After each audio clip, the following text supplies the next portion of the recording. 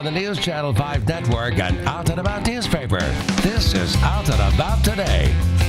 Sponsored by the Tennessee Performing Arts Center.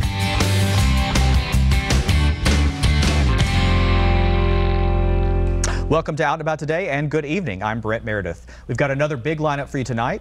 In the Entertainment Outlook, Chuck has your ticket to the Nashville Rep's 34th season, and then Pam chats with the brand new LGBT Chamber CEO, Joe Woolley. But up first, I'm leading us in another opinion-seeking buzzabout, and as always, I'm here with my co-hosts, Chuck and Pam. Are you guys ready to talk? Yes, this is our college football preview, right? Yes. That's what I prepared for. Oh, good. Okay, well then you'll have lots of... Okay, Chuck, we're going to start with you. I'm kidding. No, I know. But I could have probably answered some things thanks to your tutelage over the last 13 years, yeah, right? Okay, fair enough. So let's start with some good news. This just happened here just the end of last month in August, but Vanderbilt has opened up a new clinic dedicated entirely to trans health issues. Did you guys see this, first of all, in the news? Big headline. Yeah, it was a big headline. About that. Well, yeah. And so, I mean, it's going to cover sort of everything from hormone therapy to general checkups. And we've had transgender folks on this show before talking about how hard it is to get health care really just anywhere in the state. Did you hear from anybody or notice anything on social as people were talking about it, Chuck? Well, to me, I heard a lot of people just start discussing it, the fact that they were like so glad, especially some place like Vanderbilt. Yeah. Because when Vanderbilt does something, then a lot of others start to follow. So it's that a good lead. Was one of the best things about it. Yeah. Well, and you know, we talk about trans issues a lot more recently, right? Sure. Because the numbers are out. It's a different time. Yeah. When we talk about entertainment, there's more trans characters, right? There's more. Last year was the year of the trans candidate, so I think the timing makes sense. At Pride, I saw so many trans folks, so there's a need, I guess, because clearly people a need. Are able to explore the things they need. Well, and exactly, there's a need, and as Chuck said, it's nice that it's being met by someone who sort of has influence across the state. And I mean, even if you live in a more rural area, traveling into Nashville from any corner of the state is at least possible. Right. So it was just a heartfelt sort of thing. I was just so happy to see them do that. Then, of course, we turn the page, and like the next day, Tennessee has signed on to a case with 15 other states trying to overturn the SCOTUS ruling on discrimination in the workplace for transgendered employees. Have you guys probably have seen this? Pam, you're shaking your head. Well, you had some... Yeah, well, we were talking about it before we got on air. I don't understand how we can be a part of this. Right. I mean, I don't get it.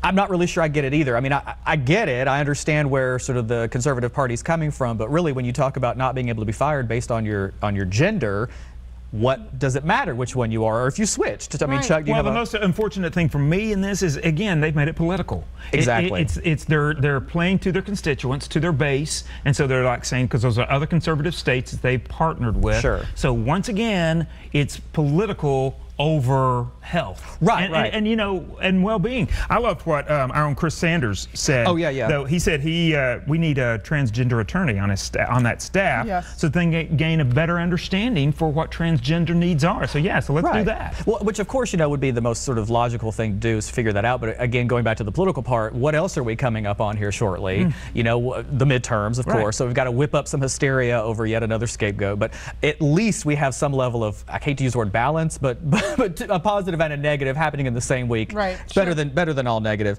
And not to beat the sort of negative drum, but I'm sure you guys saw this too. This got a lot of traction on social. It was and I think we got a photo of the young man, but 9-year-old boy was bullied. There he is at school after he came out to his mom and to his classmates, and he committed suicide just about a week after he went back to school and sort of came out to his classmates. And it just makes me stop and wonder, you know, could that have been me? Could that have been a different time? You know, like if it was a different time. Chuck, you're shaking your head. I mean, would you have had the strength to come out at 9 years old? Oh my God, if you not when I was growing up. But, sure. But even in today's climate, and they say they feel that the schools should do more. Yeah. I'm wondering though, you know, to me what happens, and this is what happened when I was growing up, and I'm sure some things haven't changed in that case, is it's not that the school would really see. The school may be very aware of things like this, but usually kids corner a kid like that. So they do it whenever they do there's it in private, you know, so that they don't see. And so what you've got to do is if your child is going to go and be out in who he is and proud, which is great, it's almost like you need to give the parents, I think, or family, give the school a heads up that you really need to watch, and you need to assign some people to be able to just be aware. In the corners. Be aware, yeah. Well, and you know what, I had this question, I probably might not be very popular for saying it, but the article I read talked about the mom supported him. He goes to school. Like, that would scare the heck out of me to have a 9-year-old that was coming out at 9, because if I'm 9 and straight, what am I at 9? And then going to school and coming out, I think there needed to be a ton of conversations around what that's going to be like, because it's not going to be pretty. I mean, I mean, even just for the, 9-year-old kids attack each other for anything, you know, like, so I mean, to add this to it. And I think some of the comments on social, because, you know, kids this young are on social and they say to each other, you know, kill yourself, literally kill yourself. I mean, and when you're that age, I mean, and you don't know that life is so much further, longer, you take the advice almost. I mean, I even think that they should go to counseling ahead of time to kind of come up with a game plan. You know, the parents, the kids, everybody. That's what I think there was a step missing. Yeah, unfortunately. I mean, it was so bold and brave, but at 9, we're not. It's hard to deal with it at 20. Much less, elementary school. When you've had a bunch of experiences, so. Well, I don't want to. Breaks my heart. I hate to cut us off of this discussion because it is so important. And I'll just say this: hopefully, this will result in maybe some of that at the school. You know, it usually takes a tragedy for change to take place. But oh my God, it kills your heart. We've got a lot of events coming up. I know this fall, and we're leading into it. And I wanted to make sure we had a few minutes to go over some of our bigger ones that we've noticed that are happening throughout Nashville, Middle Tennessee. So we've got a few full screens here we'll throw up. But just the first thing coming up here in September, we've got the Out Loud Music Festival. That's on Saturday, September the 8th. You'll see there. All of these are grouped by day. That's also the same day as Murfreesboro Pride again this year, which is a big deal out at the Murfreesboro Square. Coming up after that, Pam, I think there's a couple of things. Did you want to? Yeah, I want to talk about and make sure, and of course all these events can be Googled and get all kinds of information. Oh yeah, they're all on Facebook events too. I'm excited about the first weekend in October. We've got HRC Live at 3rd and Lindsley. They've been doing a entertainment night for a number of years now, and then the next day is the AIDS Walk over at Public Square Park. Yeah. And I look forward to those. What are you looking forward to, Chuck? Chuck? You got a few on there. All-time favorite actress is going to be in town, Sally Field. Yep. I am sitting front row center. So excited. This is at TPAC. But not only, she's talking about her autobiography that releases October 24th, or actually it releases that week.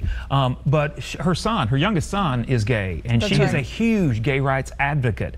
But I noticed, again, talk about backlash, I noticed in some of the cities where she's appearing, you got all the trolls on the internet, you know, calling her a communist, all because she supports her gay son. I'm like, oh my gosh. For just being a mother. Yeah. Just being a mother. Yep. Another one I don't want to forget is October 12th through 14th is National Black Pride, and we will likely have someone on to talk about it again this year, but I wanted to make sure we got plenty of lead time into that coming up in October. And then, of course, the Equality Clarksville's Coming Out Day Picnic is also in October on the 14th. So lots of big things going on. Do a quick search on Facebook for events, and you'll be covered up. But listen, anything else that you guys had wanted to talk about? Out of time. Well, shucks. I hate that we're out of time. I wanted to say more, but stay with us. We'll be right back after this short break.